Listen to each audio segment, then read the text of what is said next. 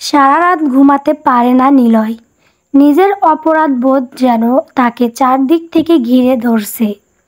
কি করবে বুঝতে পারছে না।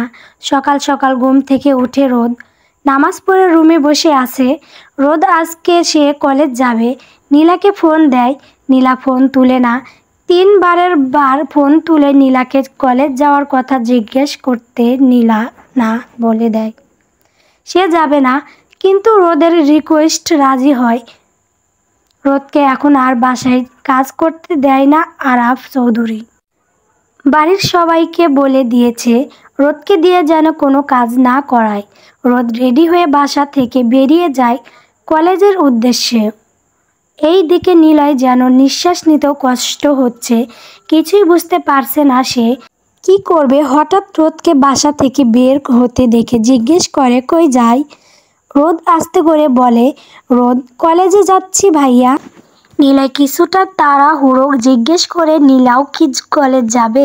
রোদ কিছু ভ্রুকুচকে বলে, রোদ জি ভাইয়া যাবে, ফোন দিছিল। নিলয় আর কিছু বলে না, দৌড়ে বাড়ির ভেতরে যায়। রোদের মাথায় কিছুই ঢুকে না, সব যেন মাথার উপর দিয়ে যায়। রোদ তারপর রিক্সা নিয়ে চলে যায় কলেজে। পথ থেকে নীলাকে নিয়ে যাবে। ফার্স্ট ক্লাস করেই নীলা আর থাকতে চায় না কলেজে। রোদকে বলে, নীলা রোদ আমার শরীরটা ভালো লাগছে না, চল বাসায় চলে যাই।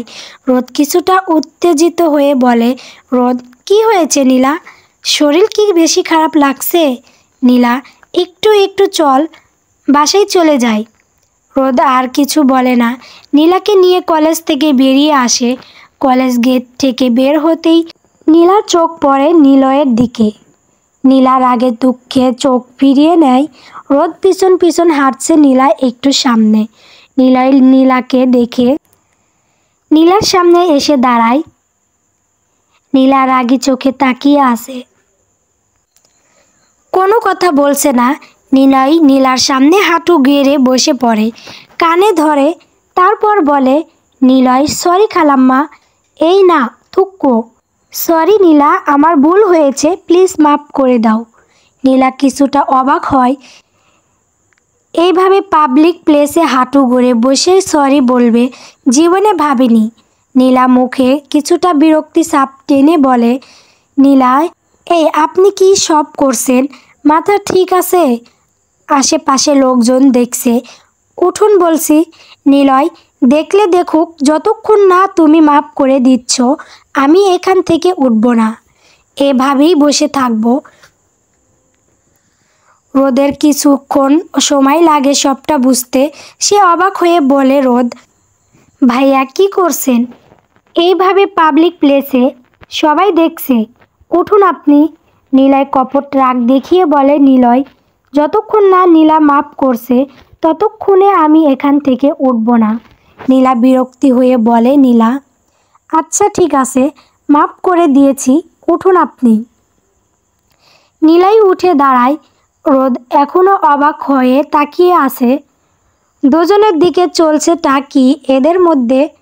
নিলয় বলে, যখন মাফ করে দিয়েছো সেই উপলক্ষে তোমার ট্রিট দিতে চাই, চলো। নীলা কিছু বলছে না।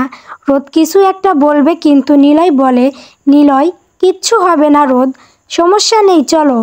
আর নীলাও চলো। তুমি যদি না যাও আমাদের সাথে তাহলে ভাববো এখনও মাফ করনি আমায়। নীলা আর কিছু বলে না, সামনের দিকে হাঁটা দেয়। সাথে সাথে রোদ আর নীলায়ও সামনে একটা কফি শপে বসে আছে 3জন। এইদিকে শুভ্র আসছিল কফি শপে একটা মিটিংয়ে। মিটিং শেষ হঠাৎ কারো হাসির শব্দ পায়। সামনে তাকিয়ে দেখে রোদ হাঁটছে। রোদের সামনে একটা ছেলে বসে আছে, পেছন থেকে দেখছে, মুখ দেখেনি। রাগে যেন শরীর কাঁপছে, কী রকম হেসে যাচ্ছে। ইচ্ছে তো করছে চিবিয়ে খেয়ে ফেলতে। রোদকে নিলয় এটা ওটা বলে হাসিয়ে যাচ্ছে। নীলা গেছে ওয়াশরুমে। হঠাৎ শুভ্র এসে কষে থাপ্পড় বসায় রোদের গালে। হঠাৎ কারো শক্ত পোক্ত হাতের থাপ্পড় খেয়ে যেন মনে হচ্ছে গাল অবশ হয়ে আছে। রোদ সামনে শুভ্রকে দেখে ভয় পেয়ে যায়, মাথা নিচু করে দাঁড়িয়ে আছে। নিলয় বসা থেকে দাঁড়িয়ে যায়। নীলাও আসছিল ওয়াশরুম থেকে।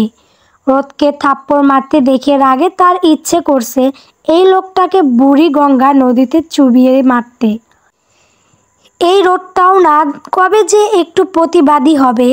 আরে শালি, তোকে চর মারছে, তুইও ঠাটিয়ে একটা চর মারতি, তাহলে বুঝতে পারতো চর খাওয়ার মজাটা কি।